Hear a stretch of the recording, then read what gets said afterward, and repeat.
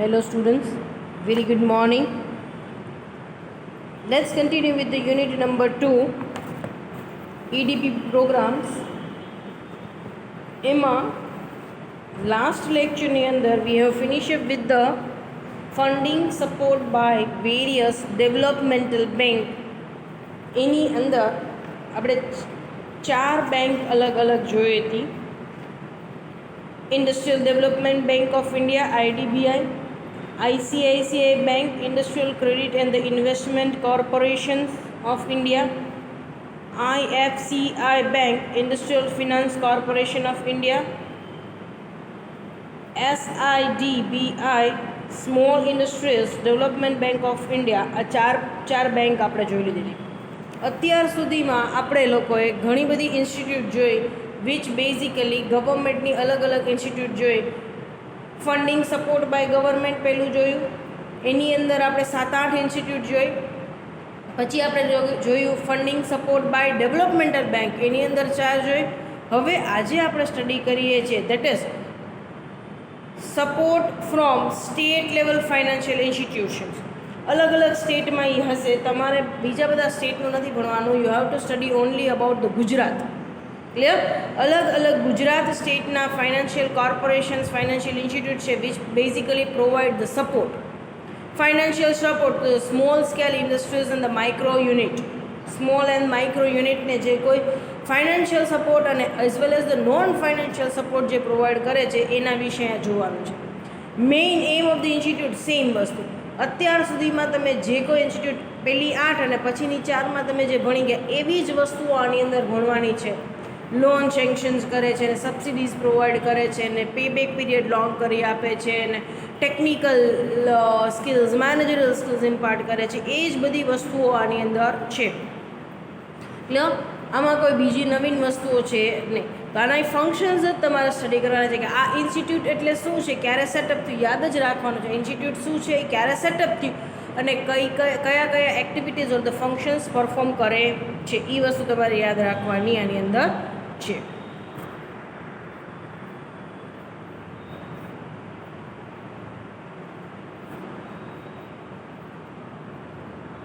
સો અહીંયા તમારે લોકોએ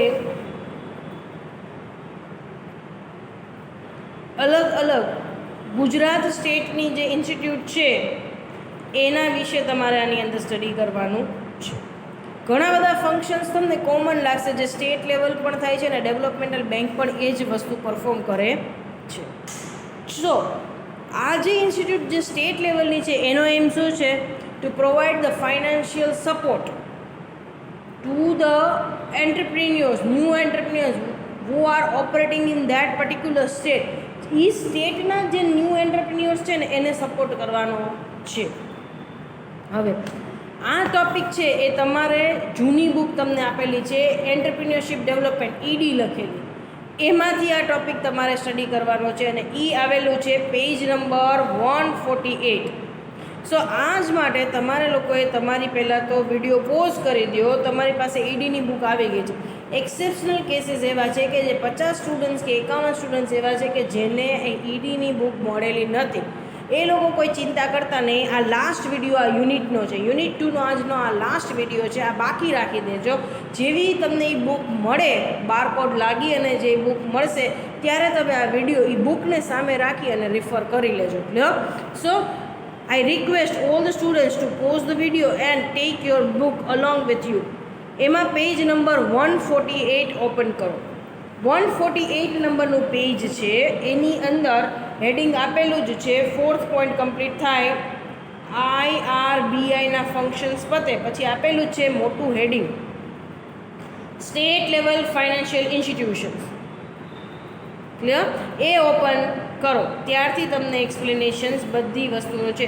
સો આ વસ્તુ તમને લોકોને પેજ નંબર 148 to 151માં કવર થાય છે.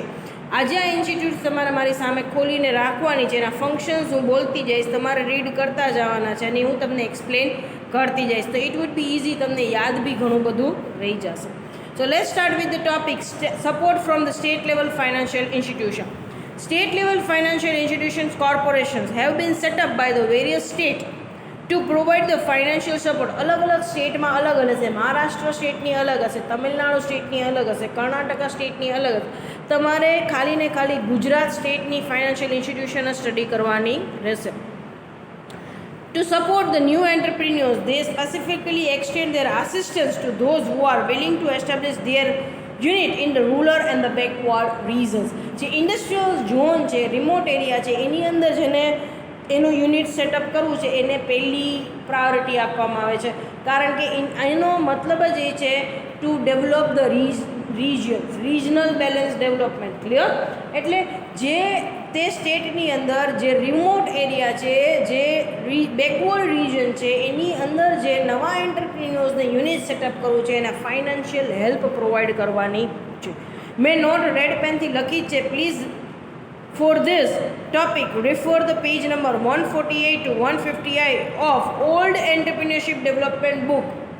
નવી તમને મળી જશે જેમાંથી હું ભણાવું છું એ, પણ ઓલ્ડ બુક અત્યારે તમને આપેલી છે જેમાંથી ઘણા પોર્શન્સ કવર થવાના છે. એમાંથી વન ઓફ ધ ટોપિક આ છે જે 148 નંબરના પેજ ઉપર છે, 150 એ પૂરો થાય છે. એટલે મેં કીધું છે અત્યારે બુક ઓપન રાખજો તમારી સામે અને પછી જોજો. એમાં ફર્સ્ટ છે Gujarat state financial corporations. Gujarat state financial corporation શું કહે છે? તે કહે કે ભાઈ basically GSFC was established by the government of Gujarat in the 1951 as a registered company under the Companies Act 1956. Its head office is at Ahmedabad. આ તમારે યાદ જ રાખવાનું છે. એસ્ટાબ્લિશમેન્ટ 1951માં થયું છે, કંપનીઝ એક્ટમાં એનું રજિસ્ટ્રેશન થયું છે 1956માં, અને એની હેડ ઓફિસ અમદાવાદ છે. એના ફંક્શન્સ કયા કયા છે એ પહેલું મેં લખ્યું છે, બાકીના મેં લખ્યા નથી કારણ કે આમાંથી જ તમને ભણાવવાની છું એટલા માટે. ક્લિયર? સો ફર્સ્ટ છે ફંક્શન્સ કયા છે તો કે first it provide the long term finance in the form of the term loan, direct subscriptions to the public issues and the purchase of the shares and debentures. પહેલું function શું છે આ બેંકનું? તો કે લોંગ ટર્મ લોન તમને provide કરે છે, ફાઇનાન્શિયલ લોન તમને પ્રોવાઈડ કરે છે. બીજું, તમારે પ્રાઇવેટ બેંક્સ પાસેથી લોન ન લેવી હોય બિઝનેસ લોન તો તમે આ GSFC પાસેથી લઈ શકો છો. બીજું, જો and small entrepreneurs if they start with the કંપનીથી સ્ટાર્ટ કરે છે તો આવા કેસની અંદર એ લોકો ઓનરશિપ કેપિટલ કે બોરોડ કેપિટલ જનરેટ કરવા માટે શેર્સ કે ડિવેન્ચર જો ઇસ્યુ કરે છે તો પબ્લિક, હજી નવું યુનિટ છે, સ્મોલ યુનિટ છે, તો people don't have a confidence in the same. તો લોકોની જગ્યાએ બેંક એના શેર ખરીદી લેશે, ડિબેન્ચર ખરીદી લેશે, સામે પૈસા એને સબસ્ક્રાઇબ કરશે, એટલે એ રીતના લોન્સ આપશે. Clear? It participates as a underwriter for the public issue as a guarantor for the fund raising. કાલ સવારે જો એ ન્યૂ એન્ટરપ્રિન્યોર છે, if they start with the company અને કંપની તરીકે એનું યુનિટ સ્ટાર્ટ કરે છે તો આવા કેસની અંદર શેર અને ડિબેન્ચર બહાર પાડવામાં આવે છે. તો એ નવું યુનિટ છે, નવા એન્ટરપ્રિન્યોર્સ છે, તો no one will have a trust on the same. તો એ લોકો શું કરશે? બેંક ગેરેન્ટર બનશે કે તમે આના શેર્સ અને ડિબેન્ચર્સમાં સબસ્ક્રાઇબ કરો, no issues at all. If the particular entrepreneurs fails to pay the amount તો અમે તમારા શેર્સ અને ડિબેન્ચર્સના મેચ્યોરિટી ડેટ પાકતી તારીખે પૈસા રિડમ્પશન્સ કરશું, પાછા આપશું. Clear? It act as a guarantor for the loan raised by the industrial unit. Industrial યુનિટને કોઈ પ્રાઇવેટ બેંક્સ પાસેથી પણ લોન જોતી હશે કે બીજા કોઈ ફાઇનાન્શિયલ ઇન્સ્ટિટ્યુશન્સ કે કોર્પોરેશન્સ પાસેથી લોન જોતી હશે તો એના ગેરેન્ટર તરીકે બનશે. It provide the assistant to the following activities. જો કઈ કઈ એક્ટિવિટીઝને એ લોકો સપોર્ટ કરે છે તે કહે કે ભાઈ મેન્યુફેક્ચરિંગ પ્રોસેસ. કોઈ પણ એક્ટિવિટી તમારે સ્ટાર્ટ કરવી છે, એવું નથી કે તમે જે યુનિટ સ્ટાર્ટ કરો છો in that particular unit you are just manufacturing the thing. તમે ખાલી ને ખાલી પ્રોડક્શન્સ કરતા હો તો જ તમને આ લોન મળશે અને તમે SSIના અંડર કેટેગરીમાં આવશો. ના, તમે મેન્યુફેક્ચરિંગ પ્રોસેસ કરો તોય વાંધો નહીં, વેરહાઉસિંગ યુનિટ સ્ટાર્ટ કરો છો, માઇન્સ ઇન્ડસ્ટ્રી સ્ટાર્ટ કરો છો, generation or the transmission of power house અને એનર્જી સ્ટાર્ટ કરો છો, એટલે કે તમે વિન્ડ એનર્જીનો સ્મોલ બિઝનેસ કરો છો, તમે વોટરમાંથી ઇલેક્ટ્રિસિટી જનરેટ કરો છો, વસ્તુ કરો છો. Either you are generating the electricity or energy. For establishing the industrial estate, repairing અને સર્વિસીસ ઓફ મશીન્સ. તમે બધા મશીન્સમાં ખાલી રિપેરિંગ અને સર્વિસિંગ કરવા જાઓ છો, એના માટે તમારે જે મશીન્સ વસાવવા પડે, જે યુનિટ એસ્ટાબ્લિશ કરવું પડે, એના માટે પણ પૈસા આપશે. Clear? So repairing and the service of the machines, vehicle, motor, boat, tractor, trailer, આ બધી વસ્તુ, એસેમ્બલી મશીન્સ તમે વસાવો છો, પેકેજિંગ એક્ટિવિટીઝ જ કરો છો, હોટેલ ઇન્ડસ્ટ્રી સ્ટાર્ટ કરવી છે તો પણ પૈસા મળશે. મટીરિયલ હેન્ડલિંગ વ્હીકલ સ્ટાર્ટ કરવા છે એટલે ટ્રાન્સપોર્ટેશનનો બિઝનેસ કરવો છે. Fishing and preservative of the fishing ઇન્ડસ્ટ્રીઝમાં જવું છે, ફિશિંગ બિઝનેસ સ્ટાર્ટ કરવો છે, શિપ બ્રેકિંગ યુનિટ સ્ટાર્ટ કરવો છે. આ બધા યુનિટને આ બેંક લાગુ પડશે. આ ફાઇનાન્શિયલ ઇન્સ્ટિટ્યુશન્સમાંથી આ કોઈ પણ એક્ટિવિટી કરો તો તમને પૈસા મળશે. ફોર એક્ઝામ્પલ મેં લખેલું છે મેન્યુફેક્ચરિંગ, વેરહાઉસિંગ ફેસિલિટી એક્સેટ્રા. સો આવી કોઈ પણ પ્રવૃત્તિ આમાંથી તમને જેટલી યાદ રહે એટલી લિસ્ટ આઉટ કરજો. આમાંથી કોઈ પણ એક્ટિવિટી સ્ટાર્ટ કરવી છે તો એના માટે જે પૈસાની ફંડની રિક્વાયરમેન્ટ આવે એ આ જીએસએફસી તમને આપશે. દેન એલિજિબલ યુનિટ, કયા કયા યુનિટને લોન મળશે?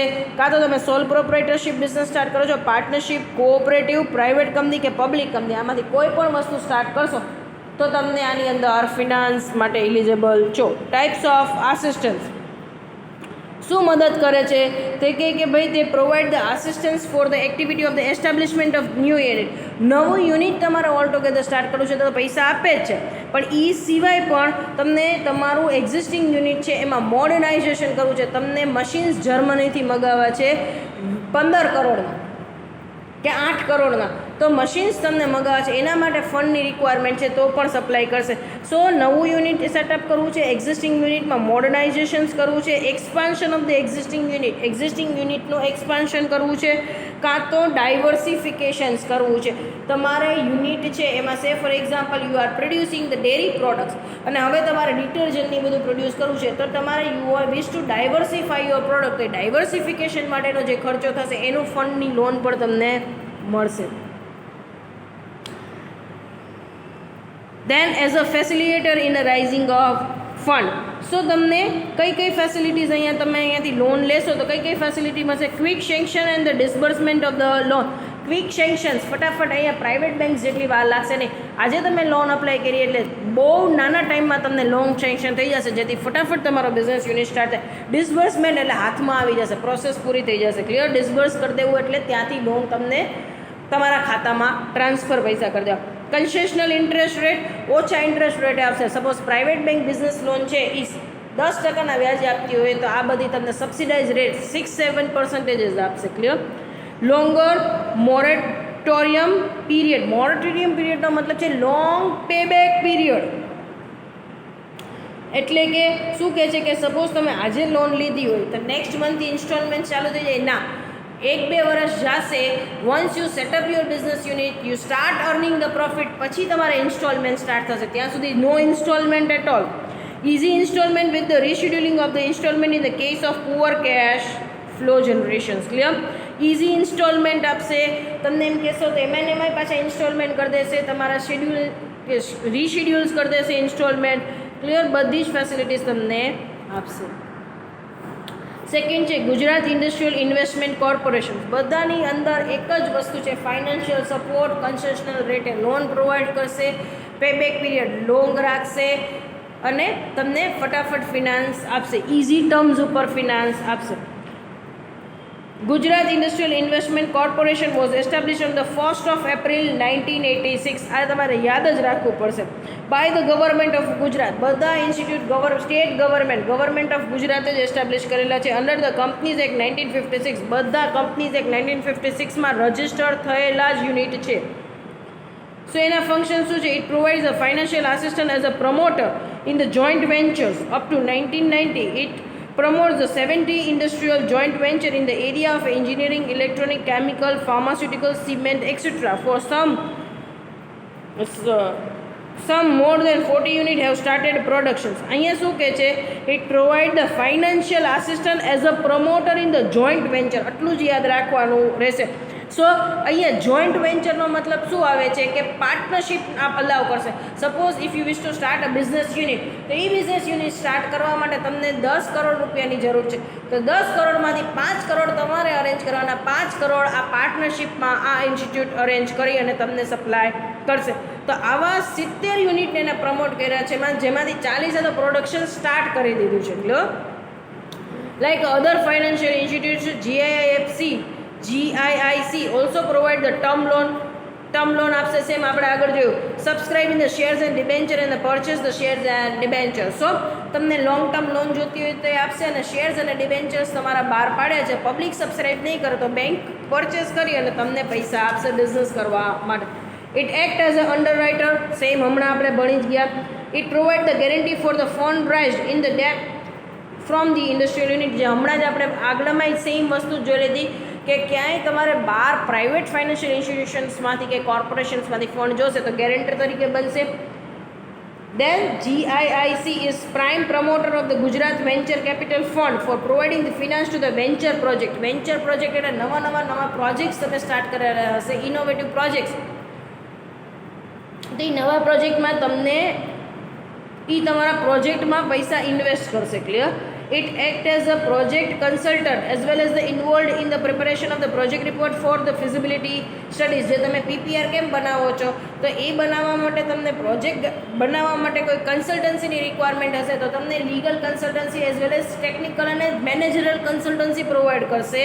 અને તમારા પ્રોજેક્ટ તમે બનાવીને સપોઝ ત્યાં સબમિટ કરશો તો they will check out the feasibility કે સપોઝ આ પ્રોજેક્ટ ઇમ્પ્લિમેન્ટ કરશો તો તમારો પ્રોફિટ થશે, કેટલો થશે, કેટલું આગળ વધશે, એની તમને ફિઝિબિલિટી ચેક કરી દેશે. Clear? It contribute in the entrepreneurship development activity of the state. એટલે અહીંયા મેક્ઝિમમ એનો પર્પઝ શું છે કે એ સ્ટેટની અંદર મેક્ઝિમમ ઇન્ડસ્ટ્રીયલાઇઝેશન થાય, મેક્ઝિમમ નવા એન્ટરપ્રિન્યોર ઇન્ડસ્ટ્રી સ્ટાર્ટ કરે. Over and above the term loan, it also provides the initial equity based as a prime promoter in the industrial unit. શરૂઆતમાં જે ફંડ જોઈએ છે લોનના ફોર્મમાં તો આપશે, પણ શરૂઆતમાં જે ફંડ જોઈએ છે ઇક્વિટીના ફોર્મમાં આવશે કે જે તમારે તમારી રીતના જ્યારે પેબેક કરવો હોય ત્યારે કરજો. Equity capital, life long capital કેમ હોય એના ફોર્મમાં તમને પૈસા આપશે. થર્ડ છે Gujarat small industries corporations. Clear? તો એમાં તમારે યાદ રાખવાનું છે GSIC was established as a limited company. બધાની અંદર કંપની લિમિટેડ યુનિટ તરીકે સ્ટાર્ટ થયું છે કંપની તરીકે, અને બધાની અંદર કંપનીઝ એક્ટ 1956ની અંદર રજિસ્ટ્રેશન્સ કરાવેલું છે. બધા યુનિટ ગવર્મેન્ટ ઓફ ગુજરાતે સ્ટાર્ટ કરેલા છે, અને બધા યુનિટનો એમ એ જ છે to promote the industrialization in a specific state. Clear? So it was incorporated by the government of the Gujarat from 26 March 1962.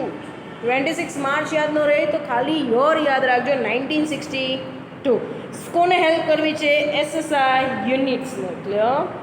Next, કઈ આસિસ્ટન્સ, કઈ સપોર્ટ પ્રોવાઈડ કરે છે તો કે first, it help in procuring the machinery under the hire purchase systems. It provides the finance for procuring the new machineries and also provide the replacement of the old machineries. Suppose તમારે ભાડાપટ્ટા ઉપરથી કોઈ પાસેથી machine જોઈએ છે તો એના માટે guarantor જોઈએ તો જ તમને ભાડાપટ્ટા ઉપર મશીન્સ બને, હાયર પરચેસ ઉપર. ક્લિયર? તો ગેરેન્ટર બનશે.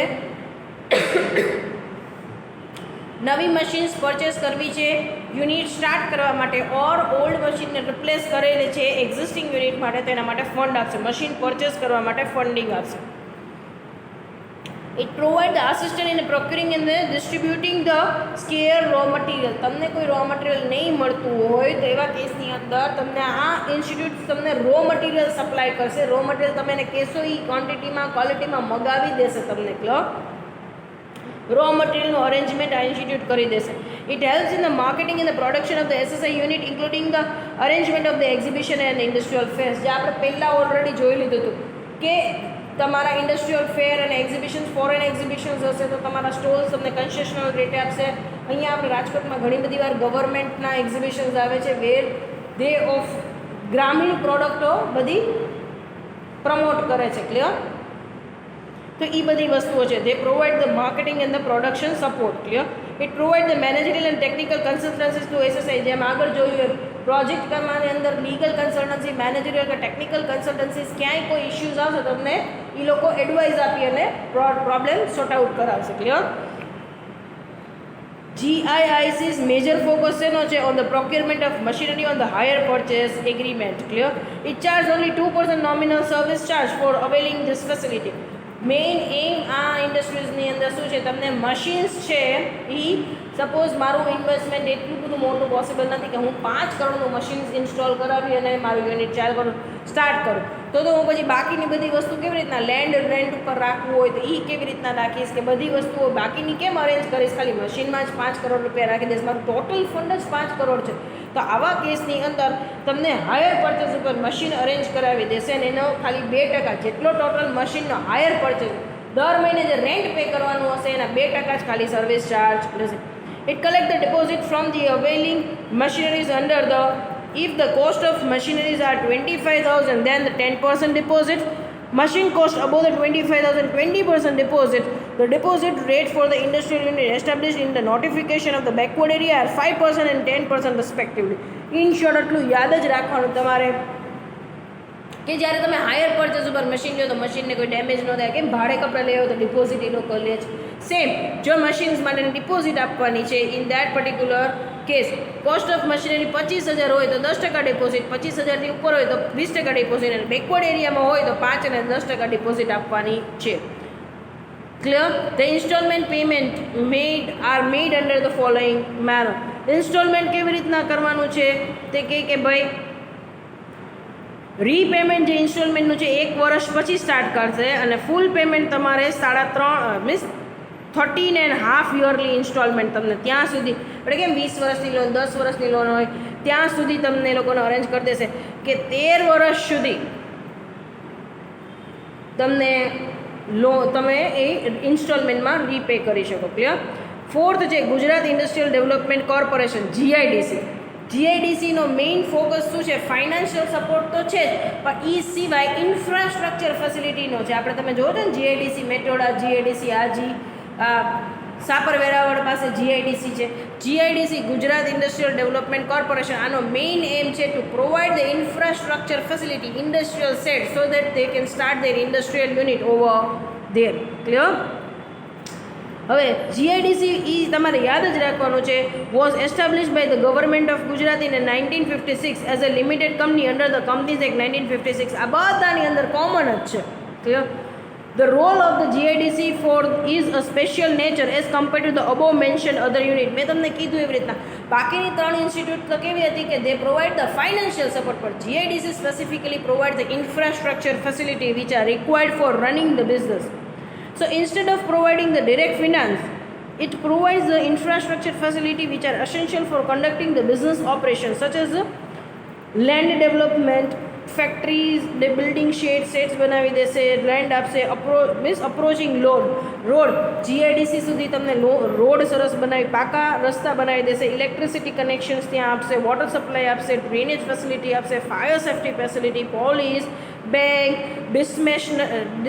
ડિસ્પેન્શનરી, વેસ્ટેજ ડિસ્પોઝલ, બરાબર, રિપેર એન્ડ સર્વિસ. ટૂંકમાં તમને ગામમાં બેંક માટે આવવું પડશે નહીં. બધી જ ફેસિલિટી જેટલી ગામમાં છે, સિટી એરિયામાં છે, બધી જ ફેસિલિટી ત્યાં GIDCમાં ઊભી કરી દેશે. ક્લિયર? સો જે આગળનું આપણે વાંચ્યું એ જ બધી વસ્તુ અહીંયા છે ડિટેલની અંદર. Clear? So GIDC act as a catalyst agent for providing the infrastructure facility. It has established the industrial asset in a notified backward area in the industrial centers and in suburbs adjacent urban area. So slum એરિયાની અંદર, backward એરિયાની અંદર, semi urban એરિયાની અંદર એ લોકોએ industrial estate આખા ઊભા કર્યા છે, GIDCના ફેઝિસ ઊભા કર્યા છે. ક્લિયર? ફેસિલિટીઝ કઈ આપે છે કે ફેક્ટરી શેડ્સ બનાવી દે, ફેક્ટરીનું તમને શેડ્સ બનાવી દે. ક્લિયર? એમાં કંઈ બિલ્ડિંગ કન્સ્ટ્રક્શન ન હોય, શેડ્સ નાખી દીધા હોય, એની અંદર યુનિટ ચાલતા હોય. ક્લિયર?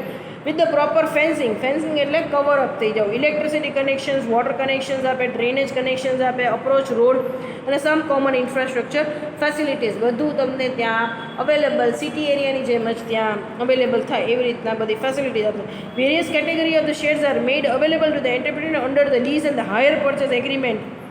અહીંયા જો તમને તમારો શેડ્સ ખુદનો પરચેસ ન કરવો હોય કારણ કે એના રેન્ટ જ બહુ મોંઘા હોય, 4-4, 5-5 લાખ રૂપિયા, તો તમને ખુદનો પરચેસ ન કરવો હોય તો તમે રેન્ટ ઉપર કરી શકો છો. ખુદના રેન્ટ તો શેડ્સ લેવા જાઓ તો કરોડો રૂપિયામાં આવે, એટલા બધા નથી. તો તમે રેન્ટ 2 લાખ, 3 લાખ, 1 લાખ એવા રેન્ટ ભરી અને તમે હાયર પરચેસ કે લોંગ લીઝ ઉપર લઈ શકો. ને ઇન્સ્ટોલમેન્ટ તમને 8 થી 10 વર્ષ સુધી અરેન્જ કરી દેશે, એટલે કોઈ ચિંતા છે નહીં. ક્લિયર?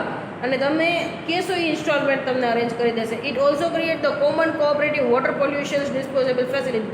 એ બધી ઇન્ડસ્ટ્રીયલ યુનિટની અંદર આજુબાજુમાં જે ખરાબ વોટર જનરેટ થતું હશે એ એકી સાથે ડિસ્પોઝ ઓફ થાય એની ફેસિલિટી પણ જનરેટ કરી દેશે, એટલે ક્યાંય પોલ્યુશન્સ ત્યાં જનરેટ થશે.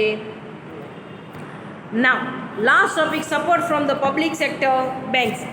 પબ્લિક સેક્ટર બેન્ક્સ અહીંયા તમને કોમર્શિયલ ફેસિલિટીઝ આપે છે.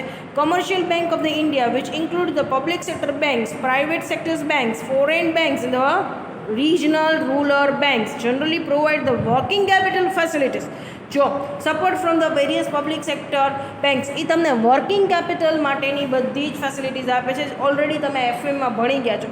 Working capital means to meet with the day to day requirement, the capital required in order to meet with the day to day requirement.